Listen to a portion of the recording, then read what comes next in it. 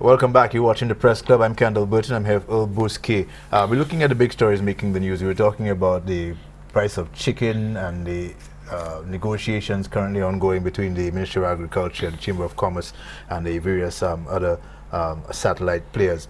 The Raging Campaign, or Raging Charlie, sorry, Charlie Challenge, demonic game, making the headlines on the front pages of the Mirror and the Voice newspaper. I saw this thing on Facebook for a while now, and I've been ignoring it. And we haven't done anything here at DBS on it. I know HCS did something, which I think was fairly balanced in terms of getting different perspectives on it. The scientific explanation for what the Charlie game is, the religious reaction to interpretation, as well as the Ministry of Education's response to it. Basically, this is a game that's been played at local schools and across the region, and there have been stories in regional newspapers and media on varying reactions and results or consequences. There have been reports of children being possessed, children fainting, having to be hospitalized, seeing things, hearing things. But basically what this game is has been referred to as the poor man's Ouija board. You take a piece of paper and draw two lines to make a cross, and you put two pencils along those lines. And each of the quadrants you write in yes or no twice. And basically you summon this Mexican demon named Charlie, which is interesting because coming from Mexico, I thought it would be called Carlos or something or like Pedro, or Calito. But it's Charlie, and you summon this demon and you ask him questions, and I'm told there are restrictions on what kind of questions he'll respond to. He doesn't respond to questions about love or death or money, which I think is what most people will be interested in anyway. And apparently the top pencil will rotate, indicating what Charlie's response is.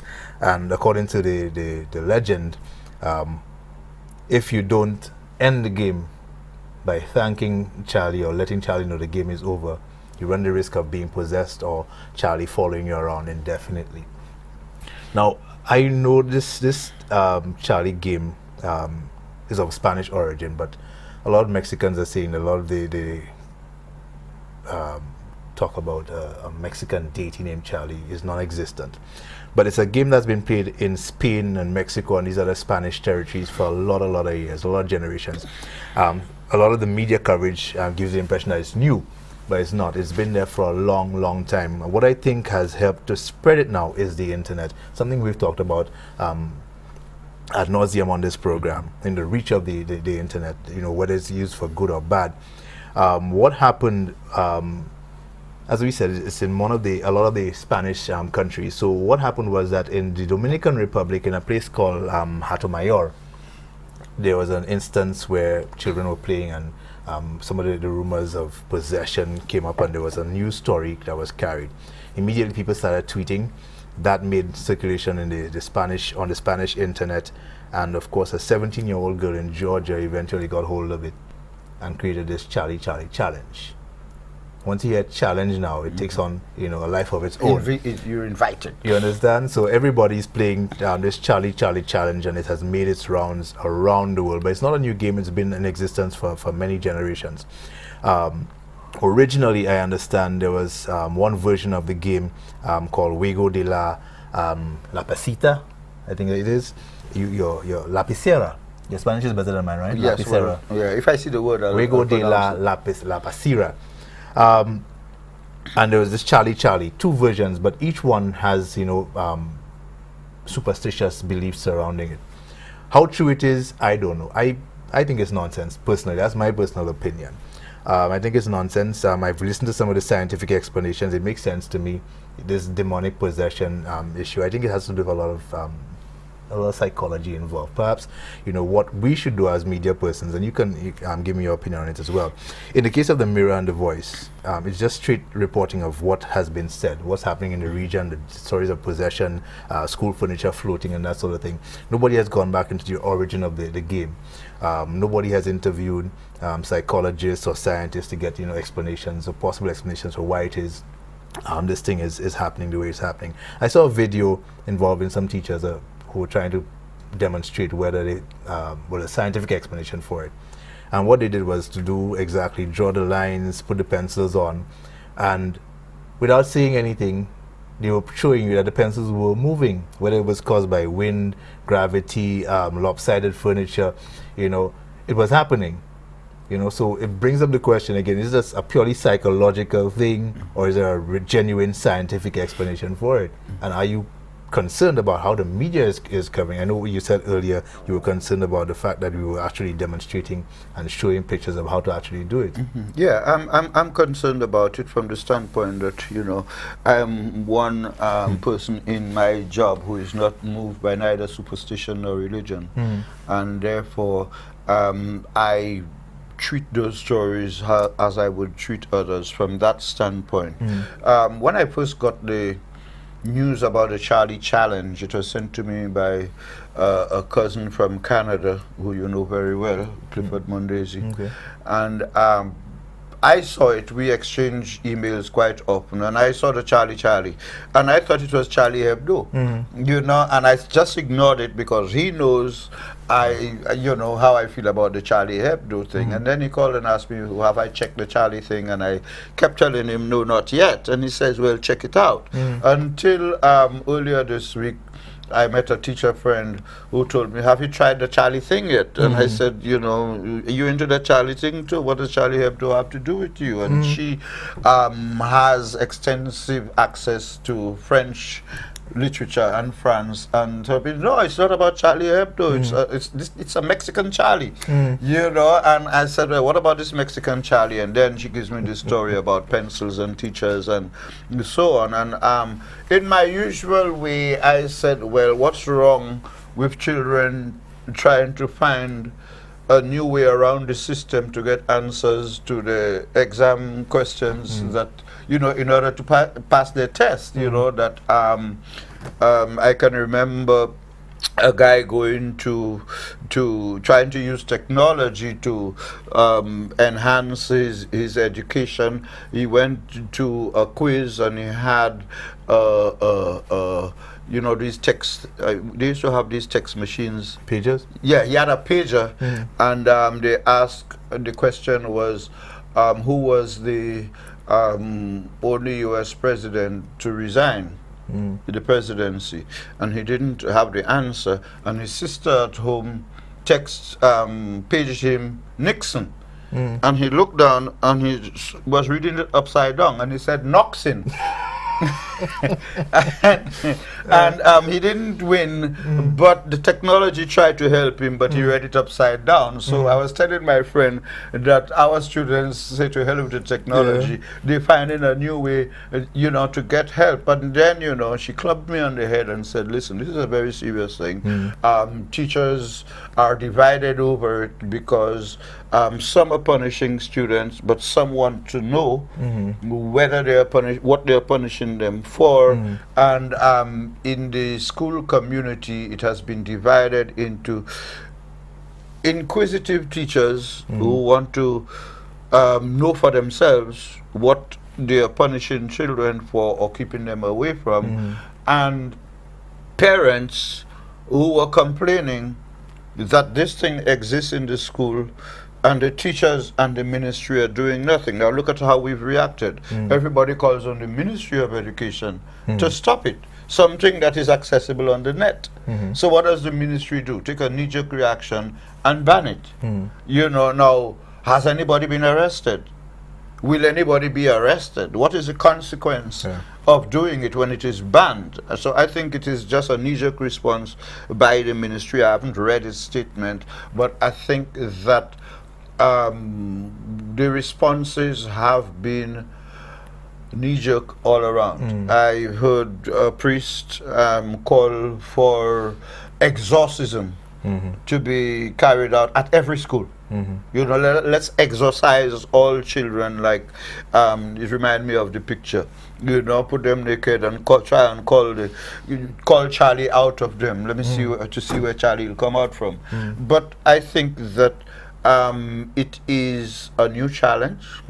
The Charlie Challenge is a new challenge, not just to our education system, but a challenge to us as people in terms of how we think and how we react to issues.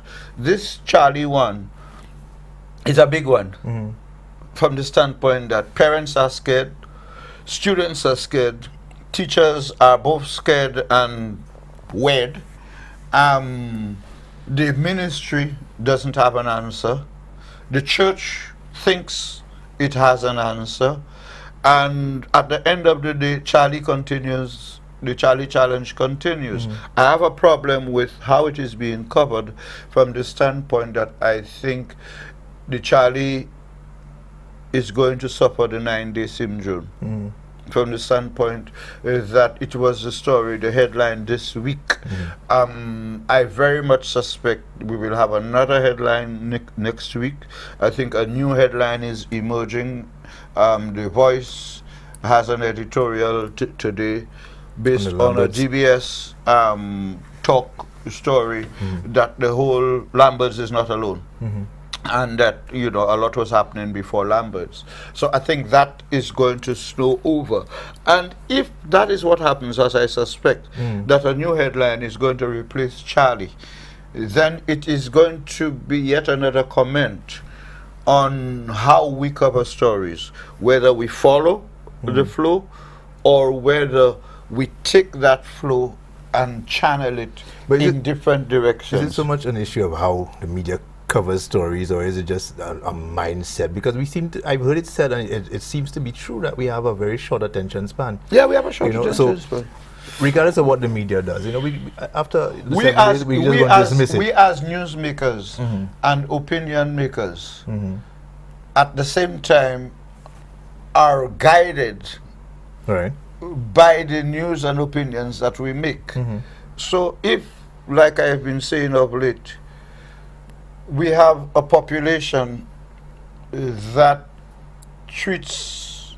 lives off death announcements, a population that has been so treated to stories of death that we wake up every day wanting to know who died last night or where the last murder took place. Then we end up feeding into that scenario that we have created. So since we over years would have infused people's minds with that preoccupation with death, we at the same time say that that's what the people want.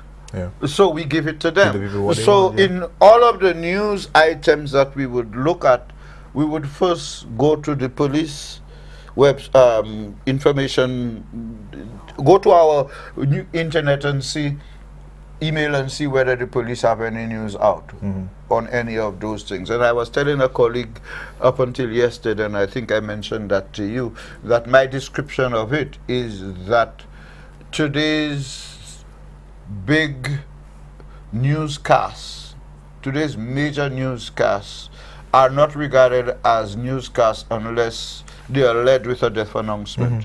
And historically, death announcements follow news. You know, after the news on DBS, after the news on other stations. But all of a sudden, the death announcements are now leading the news packages. So that a death announcement, a murder, our 9th homicide, would be a bigger headline than 23 St. Lucians getting scholarships to study medicine in Venezuela. But you used an interesting word earlier, inquisitive. You know, I think that's what this Charlie Challenge is all about. You're dealing with teenagers who are at that stage, you know. The word challenge invites you understand? And they are questioning in themselves their own identity. They're weighing a lot of things, their options. They're willing to explore and try all sorts of things, you know. And I think, you know, this thing is going to die just like every other challenge that we've had on the internet. In fact,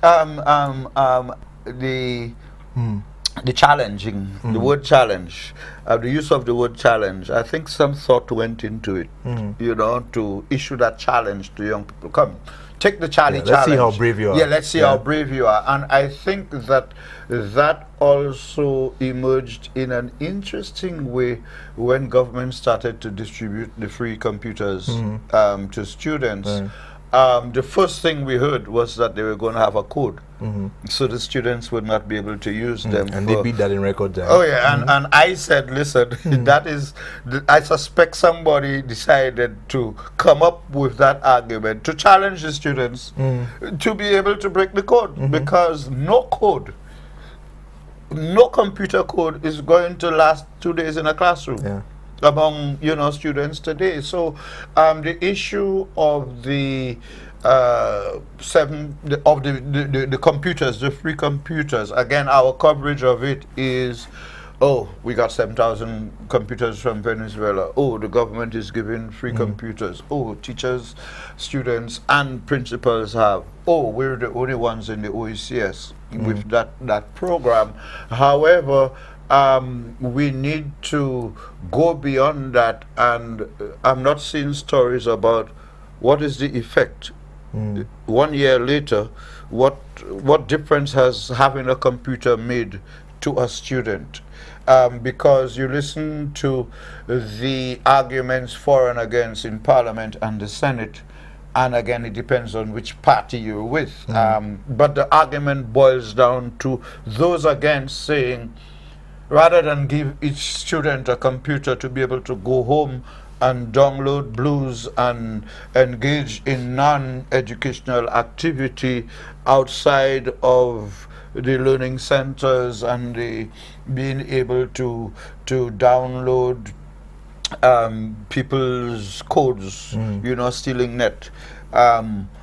People look at those aspects, those negative aspects, which, yes, would be carried out by a few students here and there, but to use these isolated incidents to say, you see what we're saying? You're providing entire schools, entire school populations with the possibility of being able to have access to porn. Yeah, but those people making those arguments haven't been watching what's going on. The students aren't watching porn at school, they're making their own porn at school and putting it on the internet. But we're due for a break. Let's take a break. When we come back, we look at some of the other stories in the news. We'll be right back.